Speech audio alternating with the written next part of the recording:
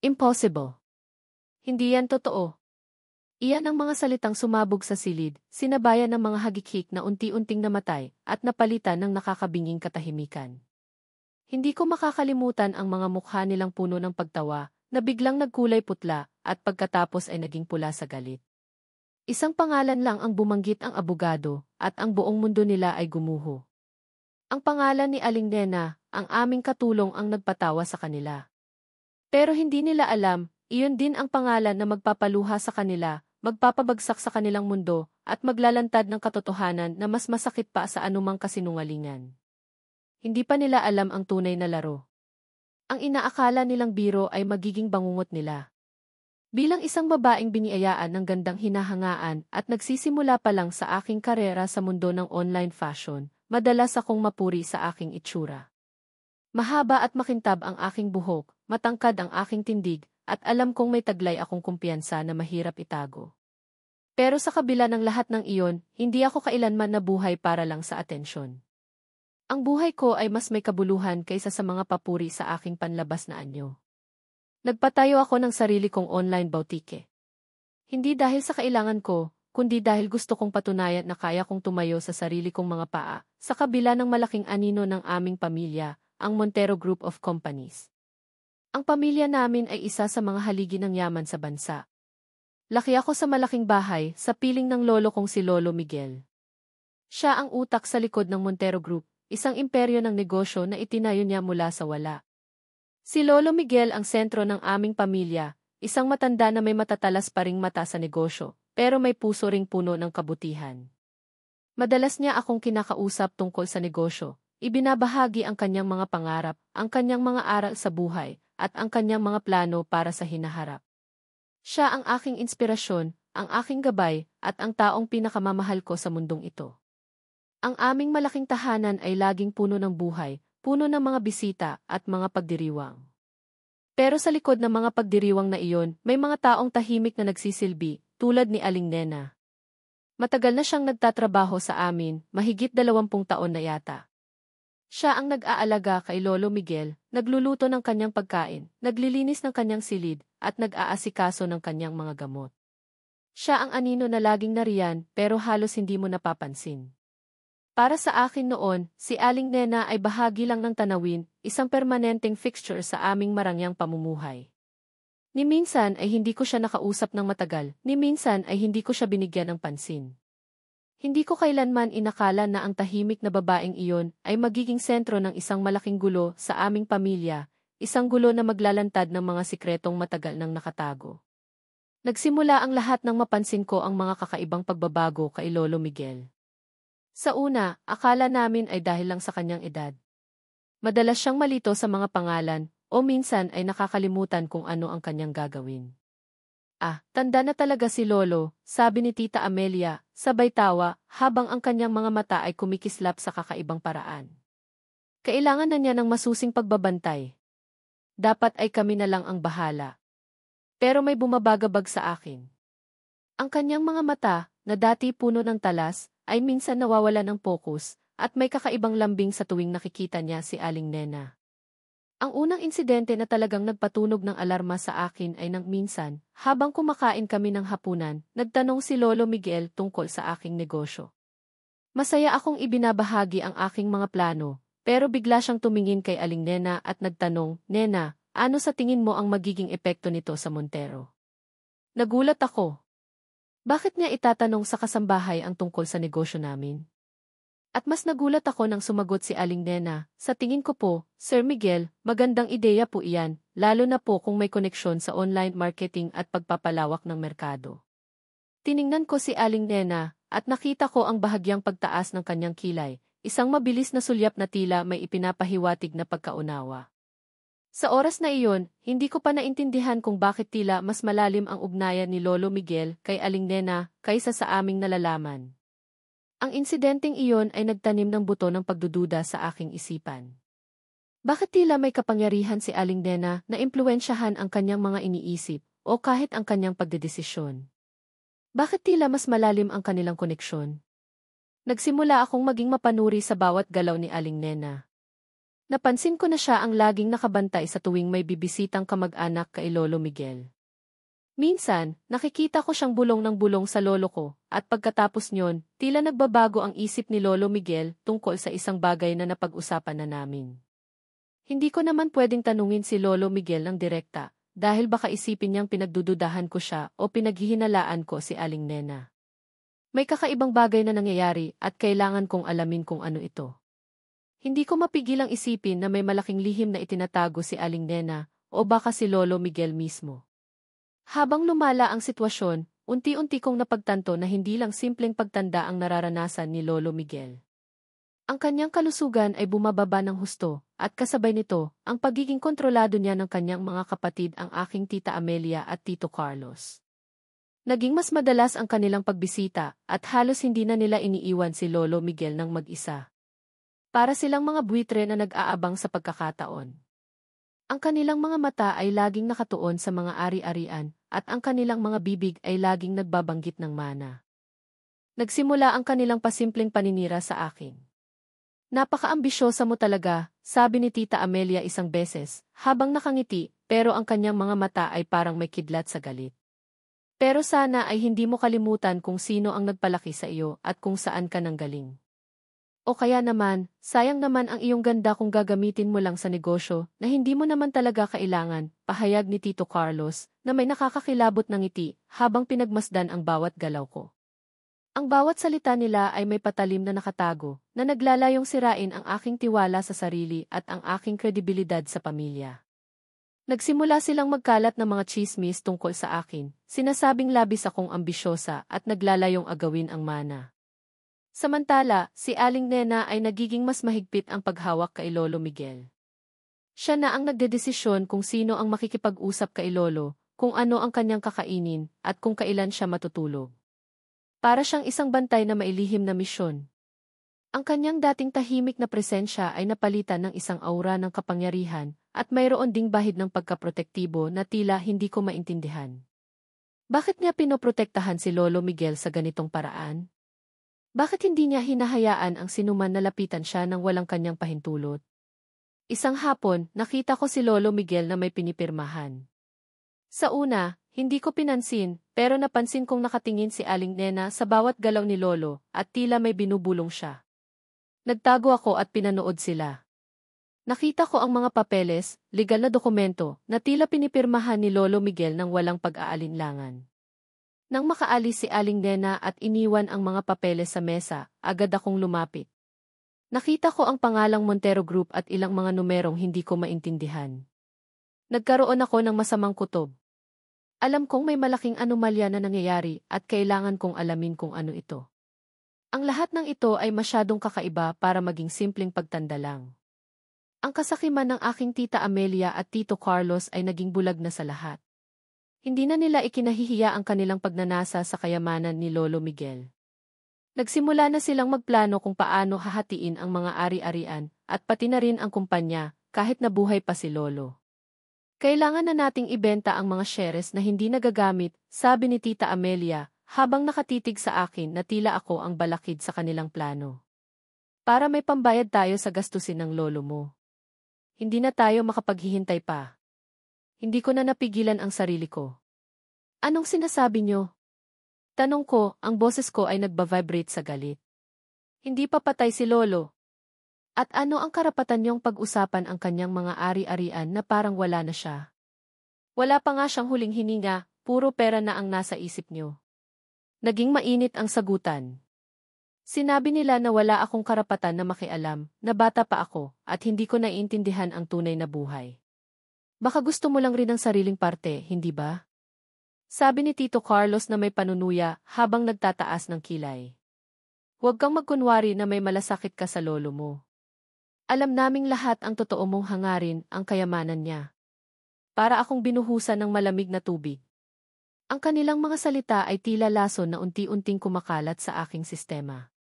Pero sa halip na sumuko, lalo akong nagkaroon ng determinasyon. Alam kong may itinatago sila, at alam kong si Aling Nena ay kasama sa kanilang plano, o siya mismo ang nagpapalala ng sitwasyon. Bakit hindi siya nagsasalita? Bakit tila wala siyang pakialam sa nangyayari? Sinubukan kong kausapin ang ibang kamag-anak pero walang nakinig. Ang ilan ay natatakot sa aking tiyahin at tiyuhin, habang ang iba naman ay abala sa kanilang sariling buhay at hindi na nakikisali sa mga gulo ng pamilya. Naramdaman kong nag-iisa ako pero hindi ako sumuko. Sa gabi, kapag tulog na ang lahat, palihim akong pumupunta sa study room ni Lolo Miguel. Naghanap ako ng mga papeles, mga liham, kahit anong makakatulong sa akin na maintindihan ang nangyayari. Ang bawat gabing ginugol ko sa paghahanap ay nagdagdag sa aking pagkadismaya. Nakita ko ang mga resibo ng mga mamahaling gamot na hindi naman kailanman inireseta ng doktor ni Lolo. Nakita ko ang mga bank statements na may malalaking withdrawal na hindi sumasalamin sa karaniwang gastusin ni Lolo Miguel. At higit sa lahat, nakita ko ang mga sulat na tila galing sa mga abogado, na may mga petsang mas bago kaysa sa huling testamento na alam naming lahat. Ang lahat ng ito ay nakatago sa isang lumang kabinet na halos hindi na nabubuksan. Ang bawat piraso ng impormasyon ay isang saksak sa aking puso. Ang pamilya ko, ang mga taong pinagkakatiwalaan ko, ay naging mga halimaw. At si Aling Nena, mas lalo siyang naging isang misteryo. Ang kanyang katahimikan ay nakakabingi. Isang gabi, habang naghahalongkat ako sa lumang study room ni Lolo Miguel, napansin ko ang isang kakaibang libro sa estante. Isang libro na balot sa lumang tela, na tila hindi kailanman nabuksan. May kakaiba sa libro na iyon, isang pakiramdam na may itinatago ito. Kinuha ko ito at habang tinitingnan ko, napansin ko ang isang maliit na sobre na nakasiksik sa loob ng takip nito. Ang aking puso ay bumilis ang tibo. Alam kong ito ang hinahanap ko, ang susi sa lahat ng misteryo. Dahan-dahan kong binuksan ang sobre. Sa loob ay may mga lumang litrato, isang babaeng may katulad na mga mata kay Lolo Miguel na maihawak na isang sanggol. Ang kanilang mga ngiti ay magkapareho. At kasama ng mga litrato ay mga dokumento, isang birth certificate, isang lumang liham, at isang legal na kasunduan. Habang binabasa ko ang bawat papel, unti-unti akong nanginginig. Ang babae sa litrato ay si Aling Nena. Ang sanggol ay siya, pero mas bata. Si Aling Nena ay hindi lang simpleng katulong. Siya si Maria Elena, ang anak ni Lolo Miguel sa labas. Nakatago ang katotohanan ito sa loob ng halos 50 taon. Binasa ko ang liham ni Lolo Miguel na nakasulat sa kanyang sariling sulat kamay. Ipinaliwanag niya na matagal na niyang hinahanap si Maria Elena matapos itong ihiwalay sa kanya ng ina nito noong bata pa siya. Nang matagpuan niya ito, nagpasya siyang panatilihin itong malapit sa kanya sa pamamagitan ng pagkuha rito bilang katulong para mabigyan siya ng maayos na buhay at maprotektahan siya sa mga mapagsamantalang tao sa pamilya. Hindi niya ito ipinahayag ng direkta dahil sa takot sa reaksyon ng pamilya at sa kahihiyang maidudulot nito, lalo na sa kanyang asawa. Ang legal na kasunduan ay mas nakakagulat. Nakasaad doon na si Maria Elena ang tunay na tagapagmana ng Montero Group, at sa pagkakataong pumanao si Lolo Miguel, siya ang magpapatuloy ng kanyang pamana. Ito ang dahilan kung bakit si Aling Nena ay laging nakabantay kay Lolo Miguel, kung bakit siya ang tila may impluwensya sa bawat desisyon nito. Hindi siya nagpaplano ng masama, pinoprotektahan lang niya ang kanyang ama at ang kanyang pamana. Si Lolo Miguel mismo ang nagplano ng lahat. Ang dating misteryo ni Aling Nena ay naglaho at napalitan ng isang malalim na paghanga at panghihinayang. Naramdaman ko ang bigat ng lihim na iyon sa aking balikat, pero kasama rin ito ang matinding determinasyon. Ang twist na ito ay hindi lang nagbigay liwanag sa lahat ng mga kakaibang nangyayari, kundi nagbigay rin sa akin ng dahilan para lumaban. Hindi ito tungkol sa akin o sa kayamanan.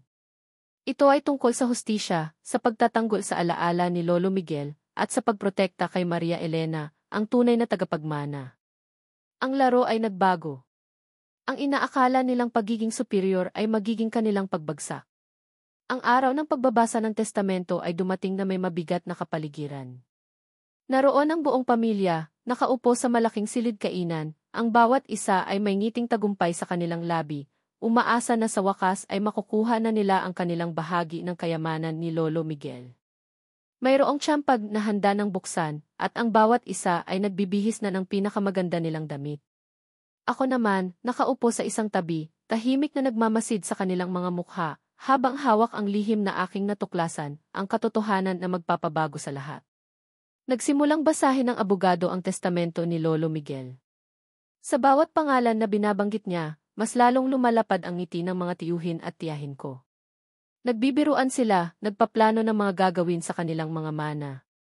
Nang banggitin ang pangalan ni Aling Nena Maria Elena, nagsimulang magtawanan ang lahat. Aba! May kaunting abuloy din pala para sa katulong, sabi ni Tita Amelia, habang humahalaklak, halos hindi makahinga. Siguro naman ay sapat na iyan para makabili siya ng sarili niyang bahay at hindi na tayo abalahin. Ang tawanan ay umalinggaw sa buong silid, at ang bawat isa ay tiningnan si Aling Nena na nakayuko sa sulok, tila nahihiya sa kanyang sarili. Pero ang mga ngiti nila ay unti-unting nawala at ang tawanan ay napalitan ng katahimikan na parang kutsilyo nang magpatuloy ang abogado. Bumilis ang tibok ng puso ko. Ito na ang sandali.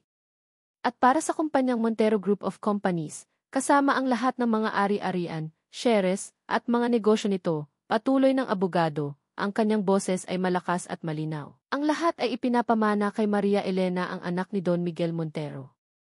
Bumagsak ang panga ng lahat. Ang dating katahimikan ay napalitan ng mga bulungan at pagkatapos ay mga malalakas na sigaw ng pagtutol. Ano? Hindi yan totoo. Sigaw ni Tito Carlos na halos umakyat na sa mesa, ang kanyang mukha ay namumula sa galit. Loko-loko ka ba, abogado? Paano magiging anak ang isang katulong? Impossible. Pinagloloko niyo ba kami? Pero kalmado lang ang abogado. May mga patunay po kami, sabi niya, sabay abot ng mga dokumento na nakita ko na. Ang mga litrato, ang birth certificate, ang mga sulat ni Lolo Miguel na may selyo pa ng notaryo, lahat ay ipinakita. Isa-isa, nilabas niya ang mga ebidensya na nagpapatunay sa pagiging anak ni Maria Elena ni Lolo Miguel, ang mga ebidensya na nagpapaliwanag kung bakit si Aling Nena ay hindi lang isang kasambahay. Tiningnan ko si Maria Elena. Ang dating tahimik at nakayukong babae ay dahan-dahang tumayo, ang kanyang mga mata ay matapang na nakatingin sa kanyang mga kapatid sa ama. Hindi ko nakita ang anumang pagmamataas sa kanyang mukha, kundi isang halo ng kalungkutan, panghihinayang at tahimik na tagumpay. Hindi ko po ito ginusto, sabi niya sa mahinang boses, pero may diin sa bawat salita, pero ito po ang kagustuhan ng aking ama. Ang pagtutol ng pamilya ay nawala ng saysay. Ang kanilang mga sigaw ay naging mga hikbi. Ang kanilang mga ngiti ay napalitan ng luha, mga luha ng galit, ng panghihinayang at ng matinding pagkatalo. Ang tiyampag na handa nilang inumin ay nanatiling sarado. Sa huli, ang pagtawa nila ay naging kanilang kaparusahan. Ang kanilang kasakiman ay nagdulot ng kanilang sariling kapahamakan, at ang pagmamaliit nila kay Maria Elena ang nagpataas sa kanya sa kanilang mga mata, bilang ang bagong Montero. Pagkatapos ng pagbabasa ng testamento, nagulantang ang buong pamilya. Ang aking Tita Amelia at Tito Carlos, na dating naghahari sa aming tahanan at nag-aakala na hawak nila ang lahat, ay nawalan ng lahat, hindi lang ang kanilang inaasahang mana, kundi pati na rin ang kanilang reputasyon. Ang kanilang mga kasinungalingan, ang kanilang kasakiman, at ang kanilang pagtataksil ay nabunyag sa harap ng lahat, at kinailangan nilang harapin ang mga kahihinatnan ng kanilang mga desisyon. Nawalan sila ng posisyon sa kumpanya at kinailangan nilang ibenta ang kanilang mga ari-arian para mabayaran ang mga utang at bayarin na hindi nila nabayaran. Ang kanilang buhay na puno ng luho ay naglaho na parang bula. Samantala, si Maria Elena, ang dating tahimik na kasambahay na pinagtatawanan, ay naging Maria Elena Montero, ang bagong CEO ng Montero Group of Companies. Sa simula, marami ang nagduda sa kanyang kakayahan, sa kanyang pinagmulan at sa kanyang karanasan. Pero pinatunayan niya ang kanyang sarili. Nalaman ko na matagal na pala siyang sinasanay ni Lolo Miguel. Sa loob ng maraming taon, habang akala ng lahat ay naglilinis lang siya, tinuturuan pala siya ni Lolo Miguel ng lahat ng lihim ng negosyo, ng mga intricacies ng pamamahala at ng mga prinsipyo ng isang tunay na leader. Mayroon din siyang sariling kaalaman na nakuha niya mula sa mga online courses na pinunduhan ni Lolo Miguel na kanyang sinunog ang kilay upang matuto. Ang kanyang quiet competence, ang kanyang determinasyon, at ang kanyang katalinuhan ay nagpapatunay na ang tunay na halaga ay hindi nakikita sa balat, kundi sa kalooban. Ako, na nabulag din sa simula ng mga pagpapanggap at ng mga kasinungalingan, ay lumapit kay Maria Elena. Ikinuwento ko sa kanya ang mga natuklasan ko, ang aking mga pagdududa, at ang aking pagkabigla nang malaman ko ang katotohanan. Humingi ako ng tawad sa aking sariling pagkabulag. Nag-alok ako ng aking tulong, hindi bilang isang kasambahay, kundi bilang isang kapamilya. Nagkaroon kami ng malalim na pag-uusap at sa huli, nabuo ang isang tunay na pagkakaibigan at pagtutulungan. Nagtulungan kami sa pagpapatakbo ng kumpanya, at sa ilalim ng kanyang pamumuno, ang Montero Group ay lalo pang lumago at naging mas matatag at mas may integridad. Ang karanasan na ito ay nagpabago sa akin. Nalaman ko na ang tunay na hustisya ay hindi laging nakikita sa kung sino ang may pinakamalakas na boses, kundi sa kung sino ang may pinakamalinaw na puso at pinakamatalim na isip. Si Lolo Miguel ay hindi lang naghiganti sa mga taong sakim, kundi itinuwid din niya ang isang pagkakamali sa nakaraan, at tiniyak niya na ang kanyang pamana ay mapupunta sa isang taong tunay na karapat-dapat, ang kanyang anak na itinago. Ang kanyang testamento ay hindi lang isang dokumento, ito ay isang aral, isang paalala na ang mga bagay ay hindi laging tulad ng nakikita. At minsan, ang pinakamalaking pagbabago, ang pinakamalaking tagumpay, ay nanggagaling sa pinakatahimik na presensya, sa isang lugar na hindi mo inaasahan.